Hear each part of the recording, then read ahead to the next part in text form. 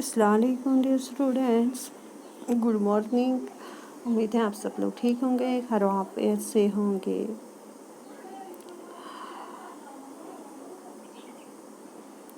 तो आज हमारा उन्वान है गज़ल के क्वेश्चन आंसर्स।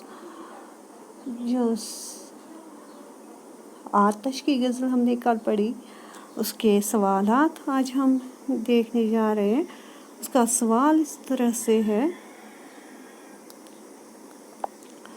इस गज़ल में शाह की निशानदेही कीजिए जिसमें इंसान की बेसवादी का जिक्र है। तो अगर आपको याद होगा, हमने इसमें एक शेर पढ़ा, न गोरे सिकंदर रहा न कब्र दारा, मिटे नाम ही उनके निशान कैसे कैसे। तो इसका आंसर हम इस तरह से लिखेंगे, इस गज़ल नंबर 1 में जिस शेर में इंसान की बेसबाती का जिक्र है वो ये है, न गोरे सिकंदर रहा न है कब्र दारा, मिटे नामियों के निशान कैसे कैसे। क्योंकि न सिकंदर की कब्र मौजूद है न दारा की। दोनों अजीम बादशाह थे।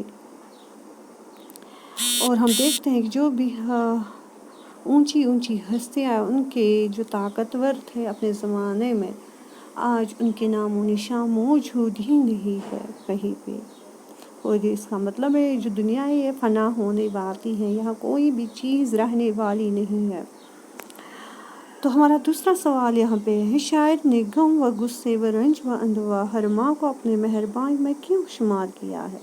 अगर याद होगा आपको, हमने कल गज़ल में पढ़ा, क्योंकि ये उसके वो सच्चे साथी हैं जो उसके साथ हमेशा रहे।